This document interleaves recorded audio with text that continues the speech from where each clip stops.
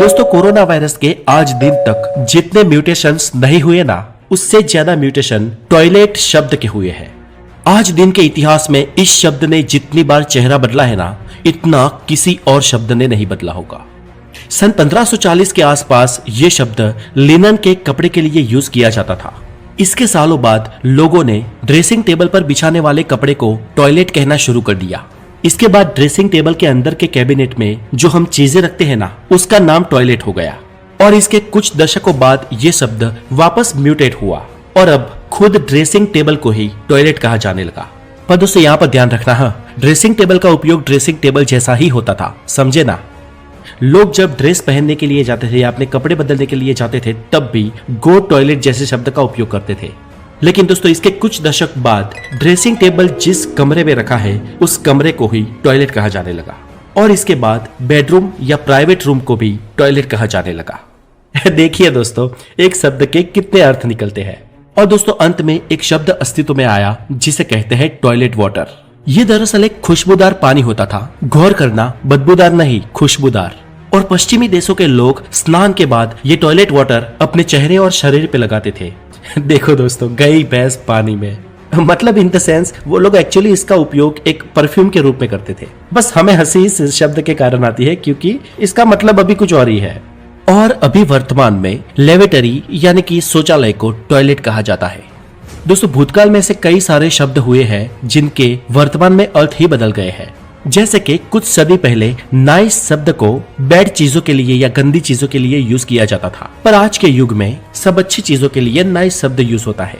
अभी जैसे अगर आप बोलो कि the knowledge is a nice channel, तो ये मेरे लिए अच्छी बात है ना। लेकिन अगर ये बात आप कुछ सदी पहले बोलते तो ये मेरे लिए कॉम्प्लीमेंट बिल्कुल नहीं होता।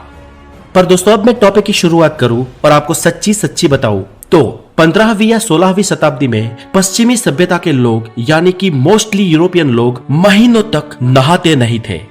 जी हाँ दोस्तों, आज भी वहां के लोग 2-3 दिन में एक ही बार नहाते हैं, लेकिन तब तो नहाते ही नहीं थे।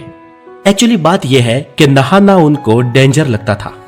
दरअसल वो लोग ये मानते थे कि नहाने से उनके शरीर के त्वचा के छिद्र यानी कि पोर्स खुल जाएंगे और बाहर की गंदी चीजें अंदर प्रवेश कर लेगी और वो बीमार पड़ जाएंगे, और इसलिए नहाना नहीं है। दोस्तों, आपको भले ही हंसी आए, लेकिन ये सब सच है। मध्ययुग की बात करें तो आम जनता तो छोड़ो, यूरोप में राजा, रानियां और महाराजा भी नहीं नहाते थे।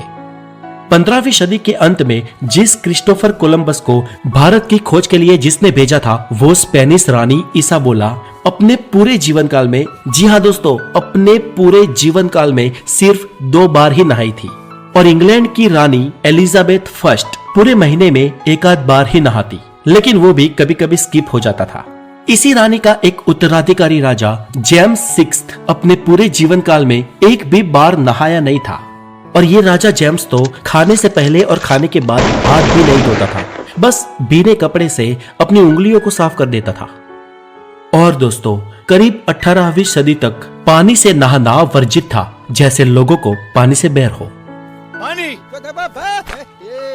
लेकिन इस पूरी कहानी में ड्रामेटिक ट्विस्ट तब आया जब ब्रिटेन के राजकुमार ने सन 1783 में पहली बार समुद्री स्नान किया, और इस स्नान के बाद उसके गले का दर्द गायब हो गया। दोस्तों, दरअसल इस राजकुमार को कोई ग्रंथि की यानी कि ग्लैंड की बीमारी थी, लेकिन काग का बैठना और डाली का टूटना एक वाकया हो गया। इसके इस समुद्री पानी में नहाने के कुछ दिन बाद वो दर्द गायब हो गया और वो ये मानने लगा कि समुद्री पानी में तो जबरदस्त औषधियां होती है। ये खारा पानी बहुत औषधियों से मिलकर बना है, इसीलिए उसमें नहाने से कई सारी प्रॉब्लम्स दूर होती है।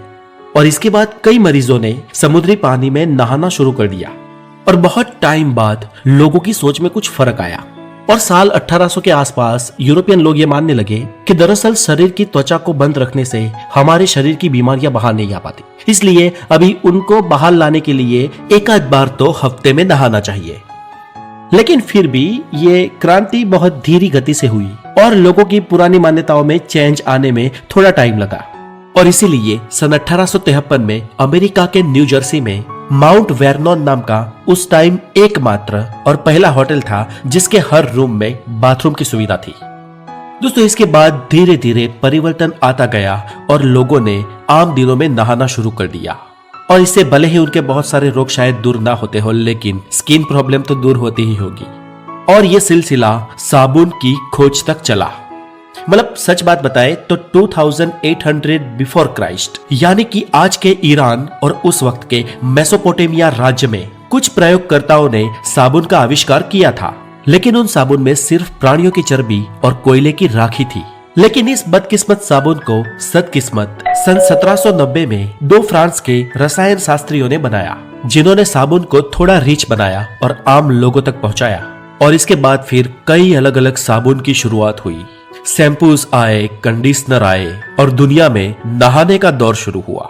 और दोस्तों आज के लिए इतना ही। और आपके लिए एक सवाल है जिसका जवाब हमें कमेंट करके जरूर बताएं कि हमें साइंटिफिकली कितनी बार नहाना चाहिए और आप लोग खुद कितनी बार नहाते हैं। मुझे अपना जवाब कमेंट करके